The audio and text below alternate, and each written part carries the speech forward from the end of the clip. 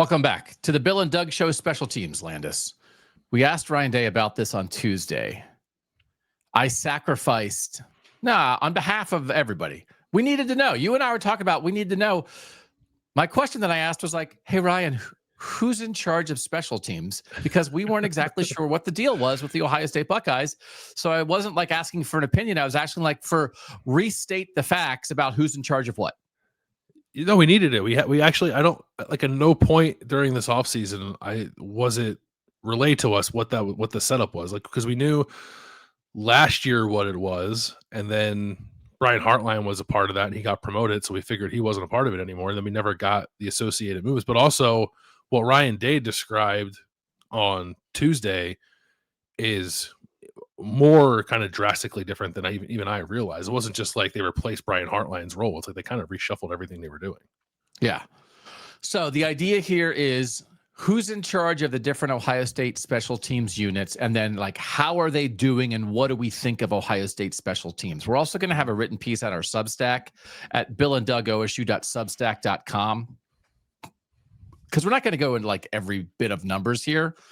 It's a bit of an odd conversation, and part of the reason it's relevant is because of the recent past. Because when Ohio State did have a full-time special teams coach, which they had through the 2023 season, a person on staff who was taking up one of the 10 primary full recruiting, full salary kind of spots on the staff, like those spots still are gold, right? Because the staff, everything you can do in college football, it's like there's no rules to anything anymore. It used to be 85 scholarships. It used to be like, well, you can only have this many quality control and this many. And then they started hiring like 58-year-old guys who've been in the NFL for 17 years as quality control assistants or whatever. It's like, what are we doing here?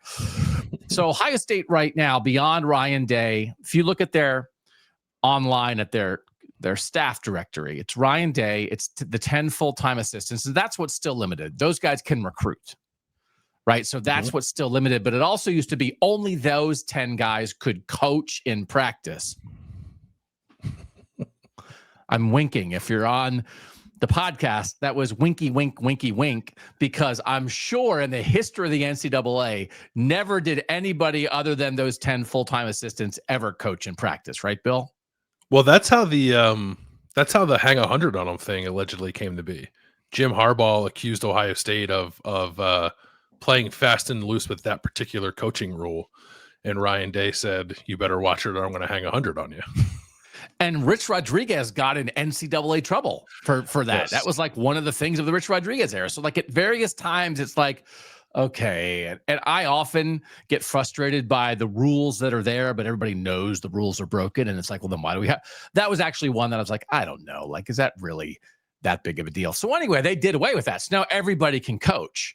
So it did open up how many people you can have on staff. So the point that we're making here is Parker Fleming, the beleaguered former Ohio State special teams coach, was the full-time assistant. I often beleaguered by me.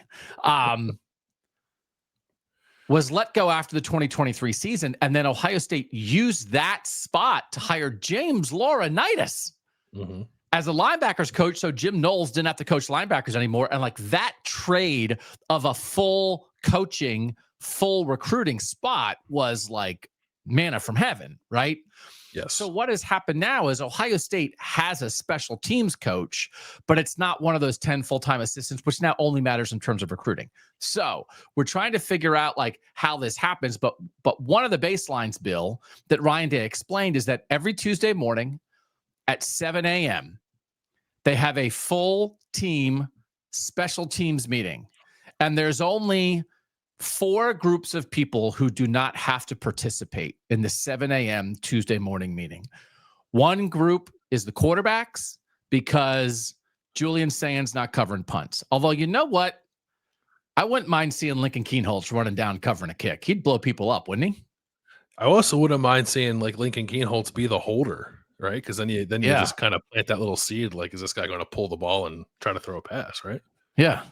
College teams don't do that often. No. Although wasn't Stetson Bennett the holder for Georgia, like while he was a starting quarterback? Thank you. I can do it all. It is unfair to expect any backup quarterbacks to serve as the holder as I once did. No offensive lineman, no defensive lineman. Because, I mean, of course, those guys have to block on field goal and extra points. Like, that's not what the meeting's about.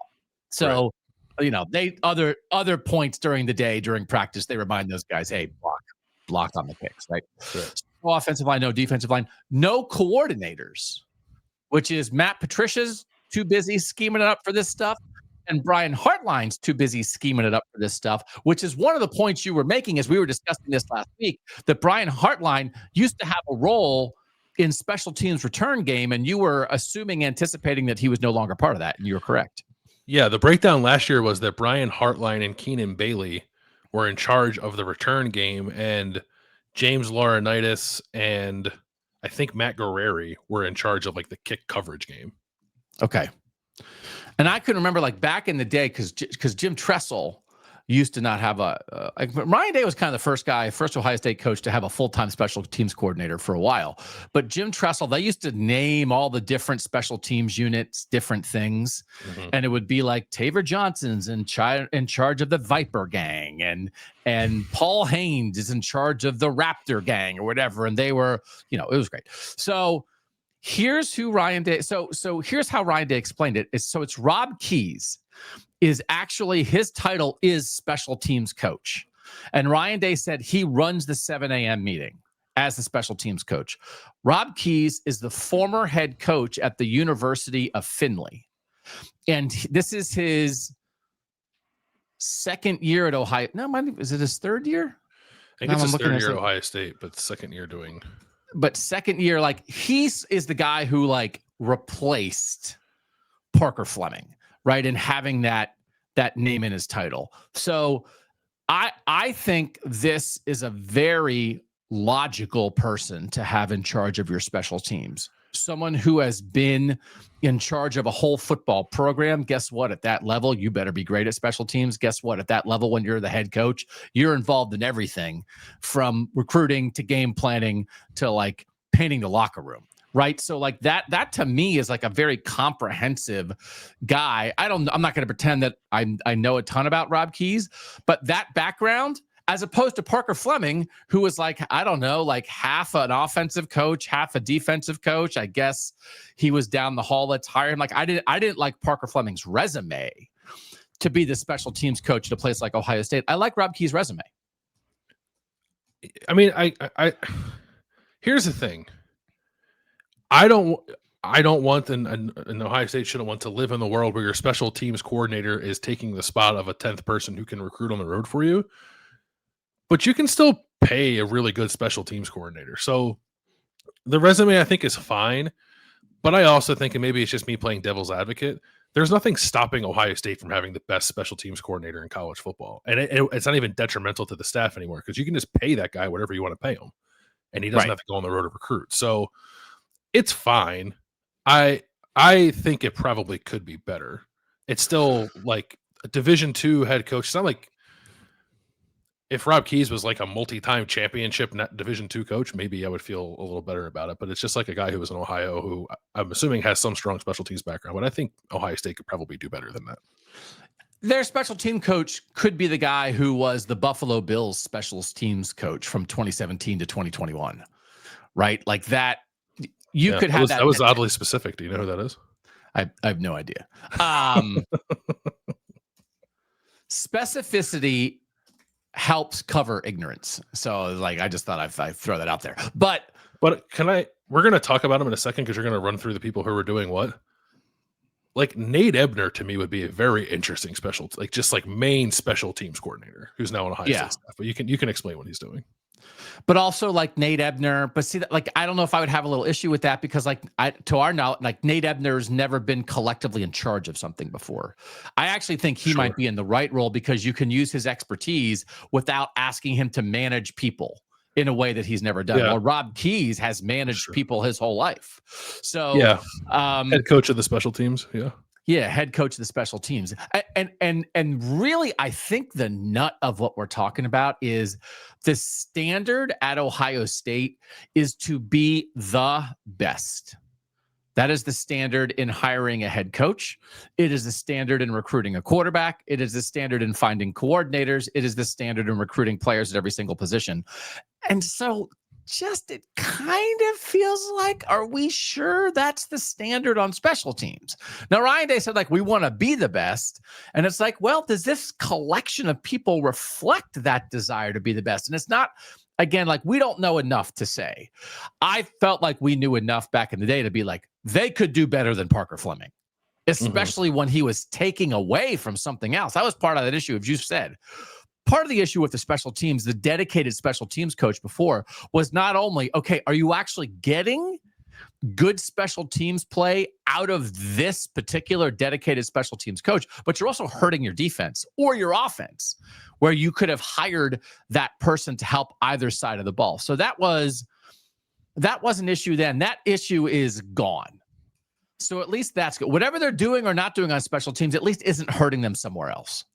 Yeah, but like, just for like case in point, Iowa employs a full-time special teams coordinator and pays him $700,000 a year because they're serious about it. Like, they're not. Ohio State's not paying $700,000 a year for a special teams coordinator. Tell me what that guy's name is again. People think he might be the next head coach. LeVar Woods. People love LeVar Woods. Well, my brother-in-law does. Who's an Iowa fan, who I think is representative of a dedicated, passionate Iowa fan. Yes, but also right now. So let me ask you this: do you think Ohio State should use one of their, like, if Ohio State could hire LeVar Woods, should they? If sure. they said he doesn't have to Woods, recruit. He doesn't take the space of anyone on the staff. But it's just a matter of it's financial resources. But that guy wants to move up in his job, and he's still like a fairly young guy. I think sometimes, like, someone in Rob Keyes' position has done, I think, what he's going to do and is happy coaching special teams. LeVar Woods wants to be on the road. He wants to be one of the 10 assistants. Does any coach want to be on the road? Oh, if you aspire to something, if he wants to be like John Harbaugh went back in the day, like many moons ago, when I was briefly covering the Philadelphia Eagles, he was like the Philadelphia Eagles special teams coach. He got a NFL head coaching job out of that. I think if you are still moving up in your career, you would not be satisfied and would not take a job where you pull yourself out of being one of the 10 assistants on the road to be one of those non-10. So I don't think Ohio State. What if they paid you $1 million to do it? It wouldn't help his career. I do not think LeVar Woods would take any LeVar job. Woods left Iowa to come be Ohio State's special teams coordinator for $1 million and made Ohio State's special teams operation the best in the country. You don't think that would help his career? No, because he wouldn't be a full part of the staff. I don't think he would accept that job. I think he would, and I think he would absolutely be a full part of the staff. The only difference is he can't go to high schools to recruit. I don't know how often he's doing that for Iowa. Are we seeing that, though? Are we seeing people who are currently employed as one of the 10 fully employed staff members who can recruit and do everything, take jobs that are? It is still lesser. I couldn't give you an example. I would not know, because you still recruit on campus. You can still recruit, like, you can communicate with prospects. You just can't go to their high school. I don't think that's that large of a distinction. No. So, by the way, LeVar Woods was born in Cleveland. But let's call him and ask him. Seems like he grew up in Iowa, but he was born in Cleveland. Do you think so? If they, I didn't mean to sidetrack the entire conversation. No, this is important. Like, how Ohio State goes about this matters, right? And again, because, like, what are we talking about? It's like, I don't know. You're on a razor's edge. They have the ability to win the national title this year. Mm-hmm. And not too many years ago, they lost the ability to win a national title based on a game-ending special teams play. And other things like that could happen. The absolutely, the difference between winning or losing a national championship for Ohio State this year could be a kick or punt return they give up at an inopportune time, doesn't it? Even have to be for a touchdown, but they give up a 60-yard return that sets up a game-winning field goal, right? Could be somebody makes a mistake or a penalty, that calls back an Ohio State return, but they block somebody in the back, and it's not the like, all those things. They are good enough to win it, but they are not so good, even though I think they should be the odds-on favorite to win it. They're not so good that it's like, what, the stuff doesn't matter. So do you think They should pay a special teams coach $1 million a year. Yes. I don't think Okay. so. Ryan Day said in the answer to your follow-up question, I believe, that he said Ohio special teams has to be an advantage to us. Yes. I don't think they operate that way. Which is like, it's not the end all be all. I'm not like Nick Saban had like terrible kicking games notoriously, right? And he won 6 national championships. Like, it's not. Is it the thing that I am like most worried about costing Ohio State a championship? Not necessarily, but in a world where Ohio State strives to be the best in everything, I don't know that I would say that they are doing that with special teams the way they are currently constructed. Okay, you're not gonna like this. Man, this is odd. You're not gonna like this. I'm just looking at an Ohio State database. This is not us doing an open records request, but I'm looking at Ohio State's HR database from last year, where they list the salaries of employees. So it's actually like exactly a year ago. It's like September 30th, 2024. I'm just saying what is listed here. This is not the end all be all. But I will say, for instance, Chip Kelly on here is listed at $2 million a year. Larry Johnson on here is listed at $1.4 million, right? So it's representative. Tim Hinton, who's a staffer who used to be a full-time assistant coach and has been around for like since Urban's first staff and is like important sort of in filling a lot of gaps for them, right? He's making like $183,000. Rob Keyes is making $72,000 a year, according to that. I would have guessed 80. Yeah. So that's a little shy of $1 million. So like money is representative of how focused you are on something, right? Yes. Yeah. So this is now an interesting conversation, of like how people are using those staff positions from a salary standpoint, which determines the quality of person you could get outside of those 10 full assistant jobs. I would imagine that like there's bonuses for making the playoff or for when. I would imagine Rob Keyes is making more in the end than $72,000 a year. But we're just saying like that's in comparison to Chip Kelly and Rob Johnson and Larry Johnson, everybody else on that staff. That's how he's listed, and it's because if you ask Ryan Day. Because Ryan Day would say that the OC has to be the head coach of the offense, even though he is. Obviously, Ryan Day's in that. Matt Patricia is very much the head coach of the defense. And I'd imagine he would say that Rob Keyes is the head coach. And I feel like I'm not trying to bag on Rob Keyes. It's more like the idea. Rob Keyes is the head coach of special teams, and you pay him 10% of what you pay your other head coaches. Right. I don't even know anymore if there is a limit, because that was one of the things when Ohio State like had Parker Fleming and Corey Dennis. It was like, well, I don't know. Their staff payroll overall was still pretty high, and if you want to pay your coordinators $2 million, you might have to have a guy on staff who's making in the 200s, like to balance that out a little bit. Even in a place like Ohio State, it's not quite unlimited funds. So what do you think of the idea that they have different people in charge of different units, though? Because I especially, I don't think there's a right answer. Full-time, like LeVar Woods, special teams coordinator like that on the Iowa staff, making $700,000. I would imagine he is in charge of every special teams unit then, right? That's what he's working on.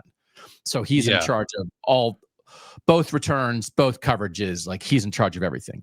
Do you like that better? Or do you like Rob Keyes is running the meeting, but James Laurinaitis, you're in charge of trying to figure out what we're going to do on coverage here? Like, what do you think is preferable? Is there one that's preferable, or just make it work for you? I would middle it probably between those two ideas. Like I like the idea of, it's the same thing as like Matt Patricia is the defensive coordinator, but like he has a linebackers coach and a safeties coach and a quarterbacks coach like working underneath him. So you can have a special teams coordinator and then underneath him have various position coaches heading up the specific units of special teams. I think that's fine. One of the things that Ryan Day said last year when he made the switch away from a full-time special teams coordinator to having the position coaches do it is that, and it's a Germ Tressel idea, like it inspires more buy-in among the players potentially, right? Mm-hmm. It's like, I'm a young linebacker for the Buckeyes, and James Laurinaitis is our punt coverage coach, and I'm going to impress the hell out of this guy with how hard I play on punt coverage in hopes that it gets me a better spot in the linebacker room. Like that to me makes sense. But I still think you can have somebody who specializes in special teams overseeing the entire operation above all those people and setting the agenda for that phase of the game. If you're hiring LeVar Woods is in charge of everything, though. He's not going to let James Laurinaitis decide how they're covering something. You okay with that? But you can still. It's not like. What's the fundamental difference between that and Matt Patricia saying we're running this play, but James Laurinaitis, you're going to coach the guys how to run this play?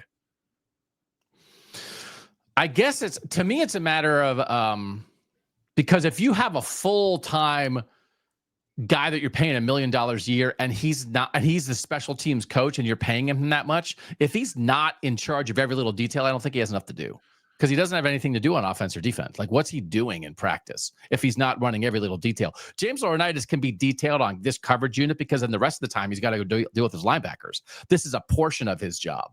I don't know. We're pitching Lamar Woods on the job. Like, I'm looking at the Football Scoop list of highest paid special teams coordinator. So Woods is the highest paid guy who's like solely an special teams coordinator at $775,000.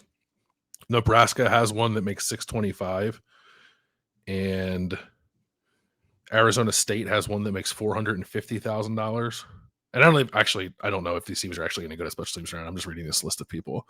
Yeah. But like, there are programs that are at the very least investing six figures in their special teams operation, and some that are paying upwards of $300,000 for somebody who only does that job. I just would like to note that you are advocating the forensification of Ohio State football, just so we know what we're talking about here. Yeah. Why not? Why like Iowa? In this particular instance, yeah. They're like mimicking Iowa in special teams is a great idea. This is a continuing conversation now. I feel like we have to research this a little bit more and dive into this a little bit more, because I think it's an interesting conversation.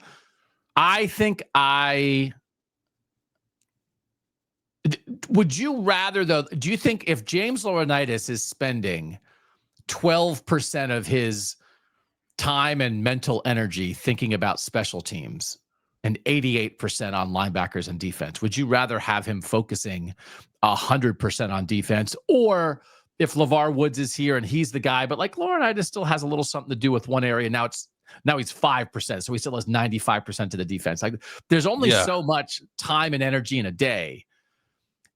Do you like James Laurinaitis and Matt Guerrieri, for instance, being taken away a little bit from defense to focus on this, to get buy-in, to stay connected? Or do you think there's an opportunity cost associated with that would be gained by hiring somebody who's more overseeing everything? I mean, there's certainly nothing that's happened, especially with the defense, that makes me think that there's like something amiss with time spent on the defensive side or even the offensive side of the ball. But like a setup where those position coaches, say, for instance, they are spending 15% of their time on special teams now, could be in a position where they're still helping out, but they're spending 5% of their time on it. Like, yeah, that sounds great. Like, the more time spent on defense, the better. But it can't come at the sacrifice of poor special teams play, obviously. So again, like, I'm trying to like land somewhere in the middle, I guess, of what you offer. Yeah. But interesting. Yeah. I don't think I'm quite where you are, but I would be. I'm not sure what would be holding me back. It's like, well, if it's just money, it's like it's Ohio State. They have plenty of money to do whatever they want. And then it's like, well I guess that is a no small consideration, though, right? Because Ohio State is at the top end of what it's paying its players too, right? So like, and that money all comes from the same place. So I don't want to be dismissive of that. Like, Ohio State does have a lot of money, but for instance, like Iowa pays $700,000 for a full-time special teams coordinator. It does not pay nearly what Ohio State pays for talent. So there's a give and take with everything. But even in that world, I still think Ohio State can probably stand to spend more than $75,000 on a special teams coordinator. Okay. So let's inform the people on like who is doing what, just because I do think it's a little bit interesting. So kickoff coverage, Ryan Day said that is James Laurinaitis, the full-time linebackers coach, who's in charge of that. You said that's Laurinaitis was in charge of that last year also. I don't know. That seems pretty good to have the linebackers coach who knows linebackers, who knows safeties, like what, who's in there covering kicks. Well, Peyton Pierce is in there covering kicks. Aaron Scott, who's not a linebacker, but James Laurinaitis is familiar with him, is in there covering kicks. That seems like a good person to be in charge of that. Yeah, I think that makes sense. Like Riley Pettijohn, I think, is there too. Yeah, but it's like primarily back seven defensive guy. So I think that very much makes sense. Kickoff return is Nate Ebner, who was a rugby player at Ohio State, a walk-on at Ohio State, a special teams player who did not play offense or defense, was a full-time special teams player at Ohio State who got drafted in the 6th round of the NFL draft based off only playing special teams, which I don't even know how many times that's happened in the history of the league. And I can remember his agent, like, before that draft, telling me, like, oh, yeah, Nate Ebner's going to get drafted. You should do a story on him. And I was like, what? What are you? He doesn't even play. Like, he was a safety who, like, literally never played a snap of defense. And then he got drafted by the Patriots and was a special teams ace in the NFL and won Super Bowl rings with the Patriots. And it is now difficult to track the 18 people who aren't full-time assistants who have roles at Ohio State. Nate Ebner's official title is quality control special teams. But I will say, having covered him, and then I did do a story on him, and then I was like, this guy might get drafted. And then I look like a genius. So I saw him in the facility like 2 weeks ago. I was walking in behind him, and I was like, is that Nate Ebner? I was like, why is he here? And then it's like, oh, because he's in charge of kick return. You seem to like the idea that Nate Ebner is in charge of kick return. Yeah, I think maybe Ohio State is like grooming him to be their next special teams coordinator, which I think could be great. But yeah, that's cool. He was around last year a little bit in the preseason too, because I remember last year I was asking Ryan Day some stuff about their QB sneak, and because it was like tush push adjacent. But what they actually did was like talk to some rugby people, and obviously Nate Ebner knows a lot about rugby, so like he gave them a hand in figuring that out too last year. But yeah, now he's doing special team stuff. All right. Punt coverage is Matt Guerrieri, the safeties coach. Again, this is a lot of, punt coverage always have gunners who are often receivers, right? They're either corners or receivers. They're super fast guys, 2 guys, 1 on each side on the outside. But there's a lot of secondary guys involved in that. Do you like the idea of Matt Guerrieri being in charge of this? Yeah, I think I'm just looking at special team snaps. So I think like Devin Sanchez is one of their gunners, and Jalen McClain might be the other one. Okay. Yes. So they've only punted 8 times, but the guys who have played every punt are Peyton Pierce, Jelani Thurman, and the long snapper, John Furman. And then Devin Sanchez, Jalen McClain, the punter, Joe McGuire, Arvell Reese, Sonny Styles, Caden Curry, and CJ Hicks have played 7 punt cover snaps. Okay. And then punt return is Rob Keys, the special teams coach. So that makes sense if he's going to be the actual overall arching special teams coach. But then that makes for an interesting week because like that's probably the thing that went the most wrong at Washington. They're worst at. Brandon Innes fumbled a punt. So, now that's. Are you saying Hartline and Bailey were in charge of punt return last year? Yeah, I think it was like return game. So they both. I don't know if they split up the duties or they each did punt return and kick return together. But yeah, like it was return and coverage is kind of the way that was explained last year. But yeah, it was Bailey and Hartline on return. Okay. Yeah, and then field goal, kicking the field goal is Tyler Bowen, the offensive line coach, which also seems to make sense because kicking the field goal is mostly about blocking it. So that makes sense, right? No one's blocking anything. And then field goal coverage, field goal block is Sam McGrath, according to Ryan Day, who is the assistant linebackers coach. And Ryan Day noted that, for instance, Washington tried to run a fake field goal in that game, and Jed Fish had indicated in his post-game news conference that they thought they saw something. They thought they had a look off Ohio State, and that would allow them to successfully fake a field goal. And it didn't come close to working. It looked bungled on Washington's end, but Ryan Day is saying hey, if that works and the result is they score a touchdown off it or they get a first down and then go in for a touchdown, that changes that game. So I do think it's true. You don't want to be dismissive of that unit for Ohio State did what it needed to do in that moment. Yeah, and if you look too, who's on the field typically for field goal block, it's basically just a starting defense. So, which I think is probably a smart plan because you just protect yourself. You could be hyper aggressive, I guess, in trying to block a field goal. I actually don't know the last time Ohio State blocked a field goal. I know they blocked a few punts. But yeah, they were ready for that. That was good. Sam McGrath, I think he came when Jim Knowles came, but he wasn't at Oklahoma State. I think he was at Duke, where Matt Guerrieri was before he came over in 2022. Okay. So I don't know. This is, I kind of like it. Like we're trying to delve into this. This is the other thing I want to mention about Sam McGrath. Can I just mention this very quickly? Mm-hmm. He did come from Duke, and I'm assuming he met his wife while he was at Duke because he is married to Abby Johnston, who is an Upper Arlington native and was an Olympic diver. And I covered her at the 2012 Summer Olympics in London. She won a medal. I think she won a silver medal. Awesome. And they are married. So like that's a wonderful thing. She won a silver medal in the synchronized 3-meter springboard competition. So now here they are, they're back in Columbus. So like that's extra reason. I think, isn't this lovely?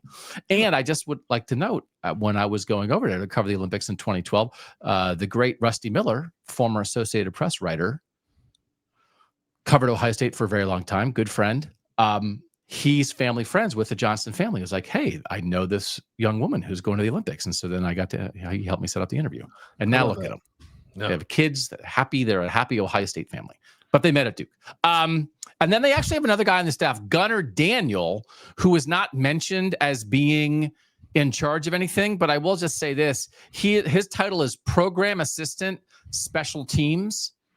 It's his first year at Ohio State, and he's a former college football long snapper.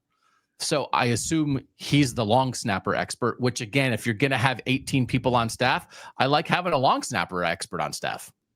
I think he works with the kickers too. Okay. He if you go to Ohio State camps in the summer, and there's usually a handful of kickers and punters, he's often out there with those guys and the long snappers. Okay. So yeah, the actual specialist part of special teams, I think is where a lot of his energy goes.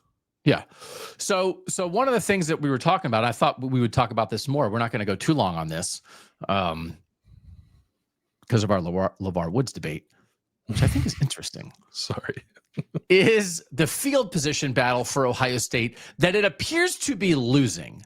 And there are some field position stats. There's one that Brian Fermeau does at bcftoys.com that is sort of net field position value, which is your starting field position compared to your opponent's starting field position. And Ohio State is 100th in the country in that, Bill. So I think the reason, again, that it matters is that Ohio State doesn't believe it should be and is not willing to accept being 100th in the nation in anything. Correct. But also small sample size and some of the things they do well can conspire to make them statistically not look as good in something like this. Can we explain the field position thing? Well, part of it is they don't actually. So if you get a touchback on a kickoff, right, you start from the 25. They don't actually end up starting a lot of their drives from the 25 because teams don't kick off that much against them because they don't score. So Ohio State opponents have only kicked the ball off 9 times this year. 3 of them have been touchbacks. 4 of them have been fair caught. 2 of them have been returned. And then the field position thing is primarily a Texas game conversation because in the Texas game, Ohio State started 5 drives inside its own 10-yard line. But the other thing is the defense is very good and it stopped Texas on downs twice inside the 10-yard line. So it gets the ball inside the 10. So I think when you look at those numbers, you have to take some of that into account. But when Ohio State does have the opportunity to return a punt, for instance, they don't really do anything with it. They've only returned 5 of the 20 all year. And 2 times they've had a good return. One time they fumbled the ball. And then on kickoff return, they've returned it twice. And one was for 3 yards because Brandon Ennis let the ball bounce. And the other one was for 17 yards because it was the opening kickoff of the Grambling State game. And I would imagine Ohio State figured that was probably the only time Grambling was going to kick off on that game. So why not bring it out? So there are limited opportunities. 2 things, I guess, conspiring against Ohio State in the field position battle. Limited opportunities in kickoff return because the defense doesn't let anybody score. And I think poor punt return compounded by the defense stopping teams often deep in Ohio State territory and causing the offense to start with bad field position, which is a trade-off I think Ohio State would take. You're terrible for your starting field position stats, goal line stands. Being an excellent goal line. He's hey, he's it's we don't want to stop these guys at the 1 because it is going to kill our net field position rating. Let them score. Let's let them let's let them score and try and return this thing to the 35. It's just the 1 yard line. We don't want to get so there is some of that. Can I mention one more thing? Sorry, as it pertains to net field position. So Ohio State has only punted 8 times, which is not a lot. Obviously, it's tied for 5th fewest in the country, but only one of those punts has been inside the 20, like pinned a team inside the 20. Meanwhile, 7 of the opponent punts against Ohio State have pinned Ohio State inside the 20. So that obviously flips it too. So like you and I, if we're not careful, we're now going to have a 28-minute Cam Johnston conversation about the best player on Ohio State's 2015 team. But at its best in that era, Urban Meyer, and before they changed some of the fair catch rules on kickoff and that kind of thing, but Urban Meyer wanted to angle kicks, angle punts, pin people deep, use the kicking game as a weapon. And I think Ohio State did that as effectively as anybody in the country for a stretch there at Ohio State. But particularly like with the punt game, because the punt game, you can still do that. The kick game, it's like, oh, we're going to try to like kick it to the 3 yard line on the sideline, not kick it out of bounds, but make them catch it. And they can't fair catch it because you used to only be able to do that in the end zone, right? And you couldn't fair catch a kick. You could kneel in the end zone. But if you kick it angled to the 3 yard line and then you have a precise kick coverage, you could tackle people at the 12 yard line all day. And Ohio State would do that. So you can't do that on kick anymore because you just fair catch it. But on punt, you can still do that. But I think one of the things is all the opportunities where Ohio State maybe is at midfield or at the opponent's 47 yard line, and this is a chance to angle a punt and try to pin somebody inside the 5, they just go for it. Yeah, that happens a lot. Yeah. I don't think their kick coverage or punt coverage is bad. They let the one get out against Washington, but the other 4 kickoff returns that a team has actually tried against Ohio State have been 15 yards, 14 yards, 18 yards, and 12 yards. And so that's good. And then the punt coverage thing I think is more about having a good punter than it is having a good or bad punt coverage team. Like I don't think Joe McGuire's like punted all that well this year. He doesn't have a huge leg. And the guy that does have a huge leg is Nick McClarty, who they don't really seem confident enough to use yet. So like flipping the field has been a major weapon for Ohio State in the past. It's just not one at the moment. They have so many other weapons. It's interesting here because again, the standard is high. They want to be the best at everything. But there is a tiny bit of being good at the other things actually does contribute to them maybe being not quite as good here. Ryan Day was mad, and it could have hurt him that after they finally scored to take the lead against Washington at the end of the first half, they kicked off and Adam Muhammad returned it to the 41, to the Washington 41. And you go back and you watch that kickoff. There's not really a missed tackle. I don't know that you're 100% sure that like guys are ridiculously out of their lanes. Aaron Scott, who he cited, we can talk about like the next kickoff that mattered. He came down and made a tackle. He winds up, he still gets down there pretty fast, but he's sort of on the opposite side of the field from where Muhammad returns it. So he sort of is too far wide to really make an impact on the play. Peyton Pierce is kind of there and looks like maybe he has a chance to make the tackle, but then he does get blocked at the last second. And it wasn't, Adam Muhammad didn't run through tackles. There weren't obvious huge mistakes. And then Jaden Fielding made a tackle, and Ryan Day was kind of making jokes of like he sort of slowly got run over, but he did make the tackle. And Ryan Day said Jaden Fielding as a kicker has made 2 tackles of the 6 kickoffs this year, which he does not like that ratio. That means something else is going wrong. But that is an example like that they took over them with a minute left, and they should have been at the 25-yard line, at the 41-yard line. They got 16 extra yards when they're in a 1-minute drill situation, and then they got bailed out because Caden Curry blew up a screen and got a sack on 2nd and 5, and then Washington was just like, well, we're dead now, the heck with it. But that is an example where that had a chance to really matter, that you're giving up an extra 1st down and a half of field position, and you enhanced Washington's chances of being able to try to kick a field goal at the end of the half on that return, and Ryan Day didn't like it. No, he didn't like it, and he didn't like it was a Grambling game, I think. He said he was talking like hidden yardage in the punt game, right? Because Grambling punted a bunch there, and there were like too many punts going over guys' heads and like bouncing, and That's the kind of stuff I think it's more like you can talk about, like, when the time comes for Ohio State to make a crucial field goal, will it happen? I don't really think that's what the special teams conversation is about, because that's either like you have a good kicker or you don't. Yeah. And even like the Joe McGuire conversation, it's like his strength is not bombing the ball. But it's more about the coverage operations, or the coverage and return operations. And again, I think the coverage is fine minus that one. And the return operation just like is not crisp. Like the one that bounced him ended up being a 3-yard return was like at the end of the half, and Ohio State just ended up taking a knee anyway.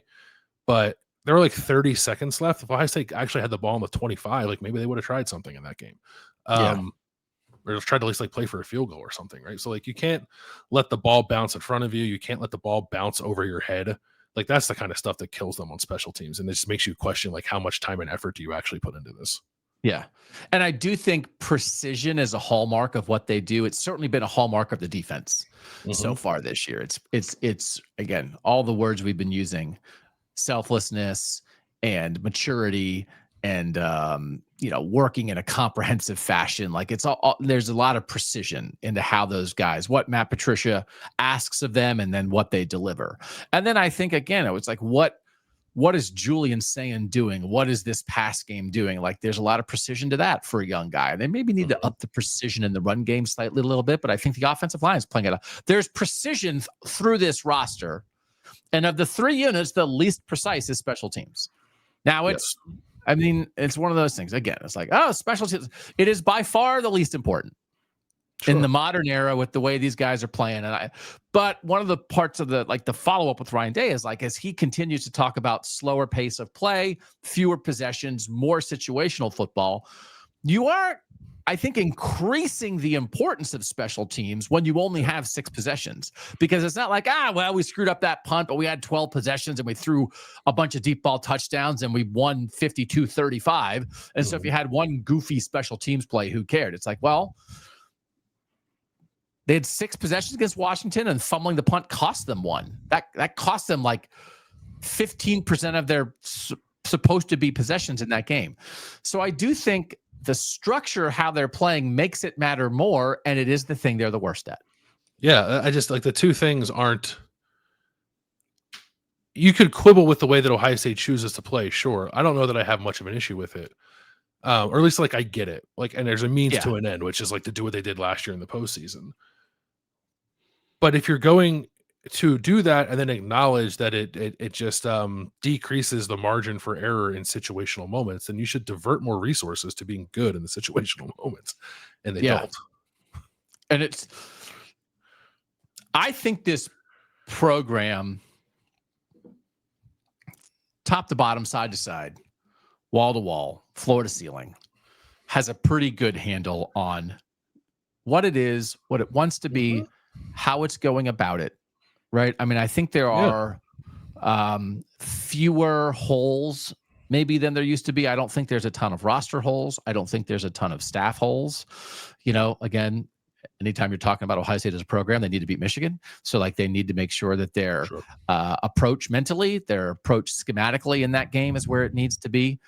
But there's still a little bit of a red zone conversation, but like even in that red zone conversation, I think you and I have said like there's a lot I think that we like in the process. And Ryan Day still talks about, we had a sack we couldn't take in the red zone in the last game. We had a couple penalties. We can't have those in the red game in the red zone. But I think like the general, in terms of like overall approach and execution, the thing that is the most questionable right now is special teams generally. And it's why we just spent 45 minutes talking about it. I don't think it is a fatal flaw. I don't think it is not the thing that is waiting to ruin Ohio State's national championship opportunities. But I think it's the thing they probably could improve on the most between now and the national championship game. Yeah, it's just like the thing as you assess the program, as you said, like top to bottom, and feel really good about a lot of it. The one thing that sticks out a little bit is like that makes you say like, is that as good as it can be? And I think it's special teams. Yeah. Which again, it's not like I'm not going to change my win-loss record for Ohio State based on it, but it's just like I think it does get frustrating at times for fans to like watch them give away yards on punt return and kick return. Yeah. And then it's interesting. I mean, again, like, and no coach is ever going to be like, we don't care that much. Yeah, that's true. No, yeah. I think Ryan Day cares. I just don't like. I I think don't. it is good too. He's like, it took him a while to figure out the defense, and he's got to figure it out. Like, it took him a while to figure out like the dynamics between himself as a head coach and the OC. Like, I think he's got a really good feel for that now. And now it's like he's got to figure out the third phase of the game, I guess. And it's like they're not lost. They just think they can be like a little better. Like in the search for enhancing everything in the program, which Ryan Day is always on a mission to do. Like that is something that probably can be enhanced a little bit. And he said he's involved. Like he was talking about, well, this person does this and this person does this. And he was like, well, I'm involved in that too. Right. So he's not skipping that meeting. Right. He's the only offensive line, defensive line, quarterbacks, coordinators. He didn't say the head coach was excused. The head coach is in there. Right. So he does care. And that was one of those, the first time he thought about giving up offensive play calling, that was one of the things like, well, then I can be more involved in special teams. That's like what Urban Meyer was. So, I don't think it is a lack of focus or a lack of valuing it, but I think we just outlined for 45 minutes, maybe some opportunities. Okay. Yeah. Worth it? Was that too much special teams? It was a longer conversation than I thought it was going to be, but I did also derail it for 20 minutes. So no, I think it's okay. I think it's good. I think it's good for people to get a handle on it. I think it's good for people to have a better handle on what they're doing. So now you can turn to your neighbor and be like, that's Sam McGrath at work right there. Right. So people want to know that. Yeah. He's married to an Olympic diver. Okay. Yeah. That's it for now. Premium Substack show coming. Oh, you know what else is coming? Like it's here, Landis. You know fall is here, right? You're aware that fall is here? Yeah. That means it's time to go check out roback.com. RHOBACK. Fall line, hoodies, quarter zips. It's like a game day collection. I just keep always talking about that quarter zip with the stripe. It's like a regal looking stripe, and people love the Ohio State stripe on the uniform. Put the stripe on your chest, right? And it's not like it, if you want a shirt that has like a bunch of Buckeyes on it or a bunch of Buckeye leads, like they have stuff like that too. But if you just want like a nice, maybe like a gray or like a scarlet or like, like a kind of a neutral quarter zip, but with a stripe, go check it out. So I think it's the thing I like about it is they have like the fancy little patterns that are a little kind of like hidden to the eye, but it's in there. But then they have just like the stripe it's a regal, it's a mature stripe. This is a mature team. It's a mature team. This is a mature wardrobe. Now, sometimes you just want like something with a big Brutus Buckeye head on it. I get it. And I bet a lot of you have that. But sometimes you want to reflect, like Caleb Downs is a mature football player. I think Caleb Downs would wear this kind of quarter zip with a mature stripe on it, right?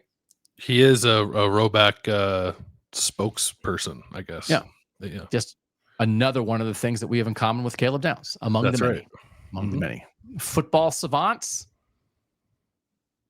Roback pitchman, the three of us. RHOBACK.com. Put in BAD20. That's our code. You'll get 20% off your first order. BAD20. 20% off your first order at roback.com. All right. Much more coming this week, Bill. We'll have our Ohio State, Minnesota picks on Thursday. We'll have our national picks on Friday. We will have a post-game show after the primetime game on Saturday night on YouTube. We certainly would hope you guys join us for that. But for now, thanks to you guys for being here. He's Bill Landis. I'm Doug Lesmerises. And that was the Bill and Doug Show.